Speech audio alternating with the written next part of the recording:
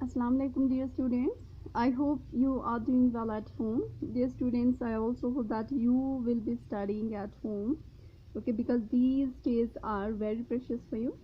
So you will continue studying. Okay, dear students, as you know that we are discussing the 10th lesson of the maths book. That's money, and we did the conversation of why the money is important for us and the recognition of money. Okay, so today we are going to discuss the what we can say, this value of the money. Okay, we are actually going to compare the value of paisa with the value of rupees. Okay, so just look here.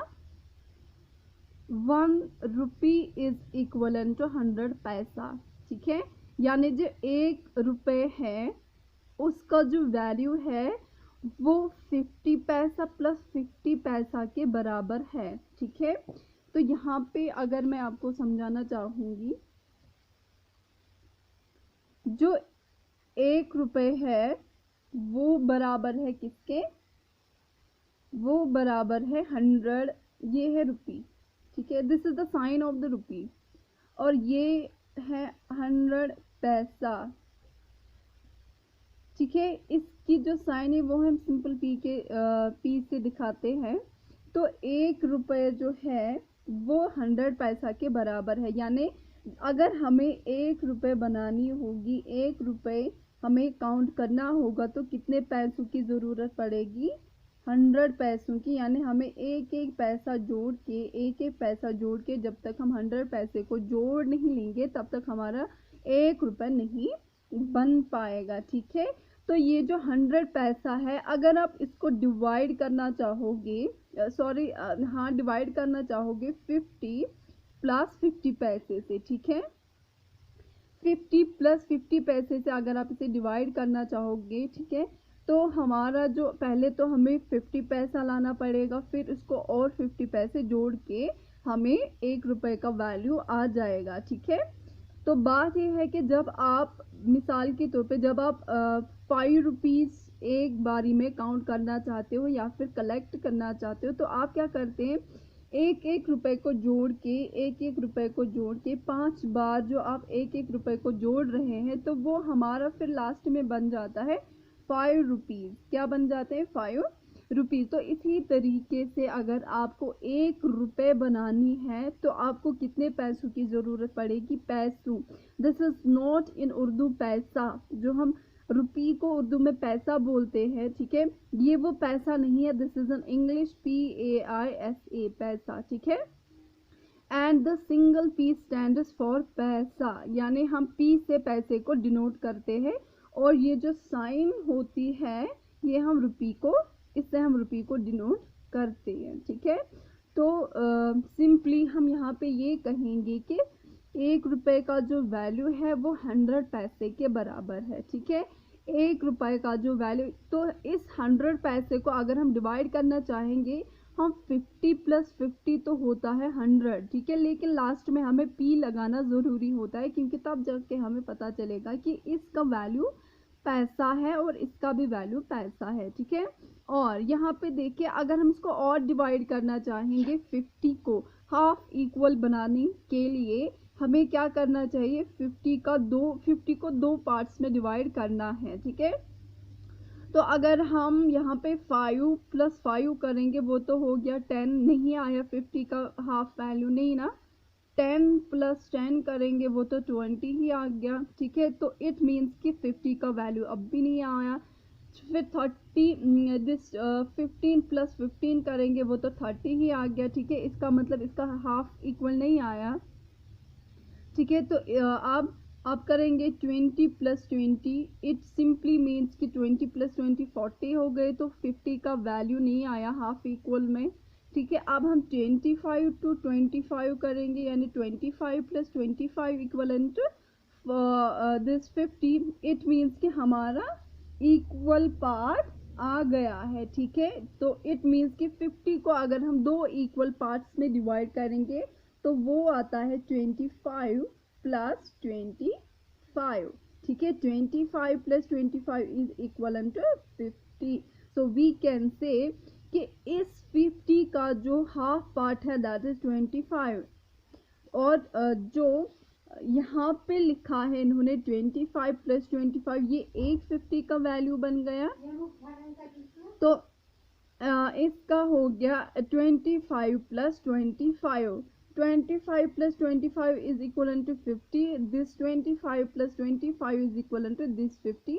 तो ये आ गया बराबर 1 रुपए का value. ठीक है, इसको break down किया है इन्होंने, बाकी कुछ कोई प्रॉब्लम नहीं, ये कॉन्सेप्ट इतना हार्ड नहीं है समझने के लिए।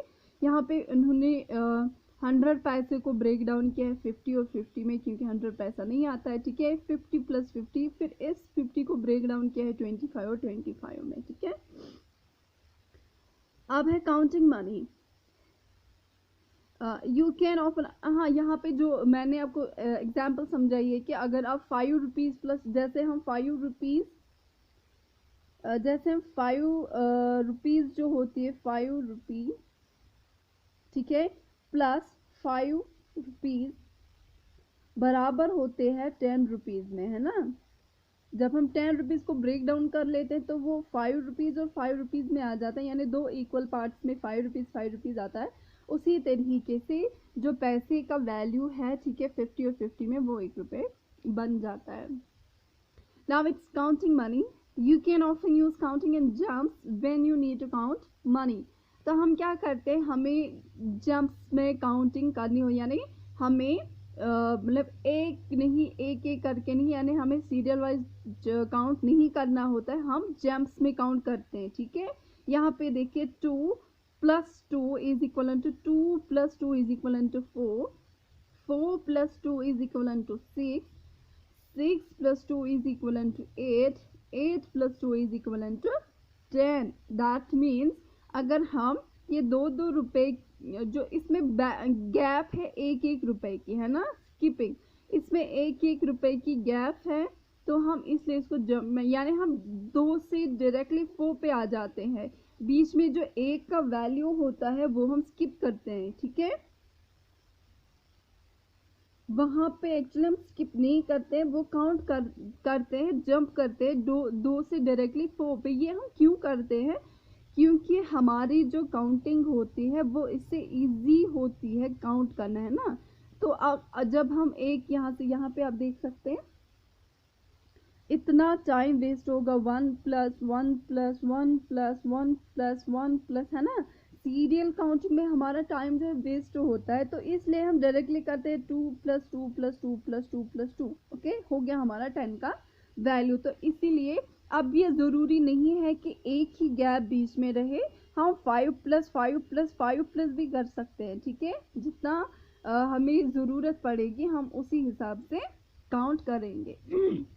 तो 2 प्लस 1 इक्वल 2 प्लस 2, यहाँ पे एक की गैप है। ठीक है, 4, यहाँ पे फिर से एक की गैप है, 4 प्लस 1 6। ठीक है, यहाँ पे 2 plus 1 is equal to, actually यहाँ पे 2 प्लस 2 इज इक्वल टू 4, तो 1 की गैप है, 4 प्लस 2 6। फिर यहाँ पे आप काउंट कर सकते हैं 6 plus 2 is equal to 8, 8 plus 2 is equal to 10, 10। तो यहाँ पे इक्वल में हमारा 10 आ गया।